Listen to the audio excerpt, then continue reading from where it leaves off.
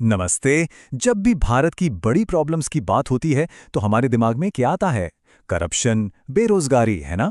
लेकिन सोचिए, एक ऐसी प्रॉब्लम भी है जो इन सब से कहीं ज्यादा गहरी है और हमारी रोज की जिंदगी पर असर डालती है। चलिए आज भारत के इसी छिपे हुए चैलेंज को समझते हैं। असल में ये एक ऐसी प्रॉब्लम है जो बाकी सारी बड़ी बड़ी मुश्किलों की जड़ में है और सच पूछिए तो उन्हें और भी ज्यादा बिगाड़ देती है। अच्छा, अगर कोई हमसे पूछे कि इंडिया की सबसे बड़ी प्रॉब्लम क्या है, तो सबसे पहले क्या ख्याल आएगा? क्या वो बेरोजगारी होगी जो लाखों लोगों के फ्यूचर पर एक बड़ा क्वेश्चन मार्क लगा देती है? या फिर करप्शन, वो दीमक जो हमारे पूरे सिस्टम को अंदर ही अंदर से खोखला कर रही है? या शायद हमारे शहरों की हवा में जो जहर घुल रहा है, मतलब पॉल्यूशन। देखिए, ये सारी ही बहुत बड़ी चुनौतियां हैं, इसमें कोई शक नहीं। लेकिन जरा सोचिए, क्या हो अगर इन सभी प्रॉब्लम्स की जड़ में एक और ज्यादा बेसिक प्रॉब्लम हो, एक ऐसी आदत जो इन सारी परेशानियों को कई गुना बढ़ा देती है, और वो है जीरो सिविक सेंस।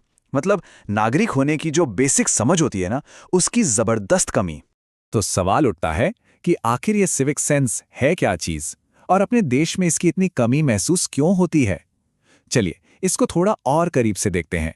सड़क पर बस यूं ही कचरा फेंक दिया, रेड लाइट तोड़ दी, लाइन में लगे हैं तो मौका देकर आगे घुस गए, या फिर पब्लिक प्रॉपर्टी को नुकसान पहुंचा दिया। ये सब हमें रोज की छोटी मोटी बातें लग सकती है ना? पर सच तो ये है कि ये एक बहुत बड़ी और गहरी सोच को दिखाती हैं। देखिए, सिविक सेंस का मतलब बहुत सिंपल है। पब्लिक स्पेस और दूसरे लोगों के अधिकारों की इज्जत करना। बस इसमें साफ सफाई रखना, रूल्स फॉलो करना और जो पब्लिक प्रॉपर्टी है उसे अपना समझना, ये सब कुछ शामिल है।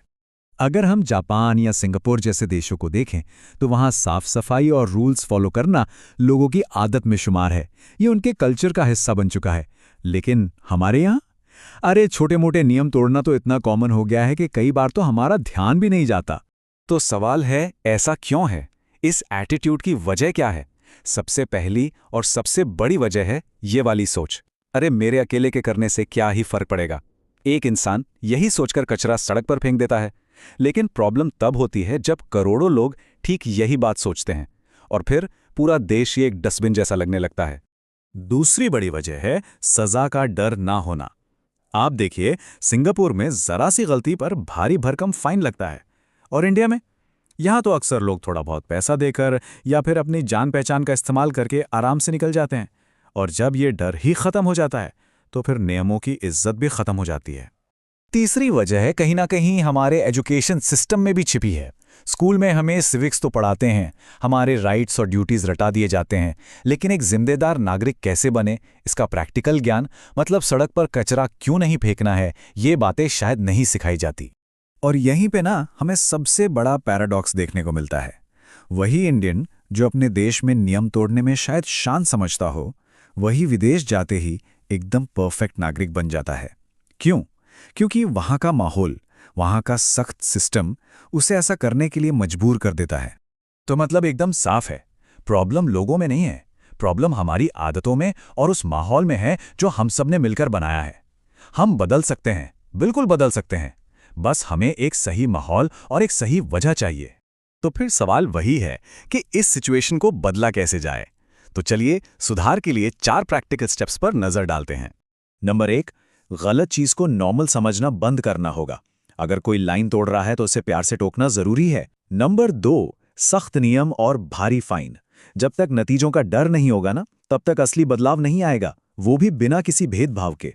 नंबर 3, स्कूलों में बच्चों को सिर्फ थ्योरी नहीं बल्कि कम्युनिटी क्लीनिंग जैसे कामों से प्रैक्टिकल सिविक सेंस सिखाया जाए। और सबसे जरूरी नंबर 4, बदलाव की शुरुआत वो हमेशा खुद से ही करनी होगी। और आखिर में बात घूम फिरकर एक नागरिक के तौर पर हमारी अपनी जिम्मेदारी पर ही आ जाती है। यही वो बुनियाद है जिस पर एक बेहतर देश खड़ा हो सकता है। एक बात हमेशा याद रखनी चाहिए, कोई भी देश सिर्फ बड़ी बड़ी बिल्डिंग्स या चौड़ी सड़कों से डेवलप नहीं बनता। उसकी असली पहचान तो वहां के जिम्मेदार नागरिकों से होती है। देखिए, सरकार अपना काम कर सकती है, वो सड़कें बना देगी, डस्टबिन लगा देगी, कानून भी बना देगी, लेकिन उन्हें सही से इस्तेमाल करना और बनाए गए रूल्स को मानना, ये तो हम नागरिकों की ही जिम्मेदारी है ना? तो बस अगली बार जब हाथ में कोई रैपर या कचरे का छोटा सा टुकड़ा हो तो उसे यूं ही फेंकने से पहले सिर्फ 1 सेकंड के लिए रुकिए, एक सही फैसला लीजिए, उसे डस्टबिन में ही डालिए, भले ही वो थोड़ा दूर ही क्यों ना हो। क्योंकि याद रखिए, असली बदलाव किसी बड़ी पॉलिसी से नहीं, बल्कि हम सब की रोज की छोटी छोटी आदतों से आता है। तो सवाल यह है कि आज हम सब मिलकर वो कौन सा एक छोटा सा बदलाव लाने का फैसला कर सकते हैं।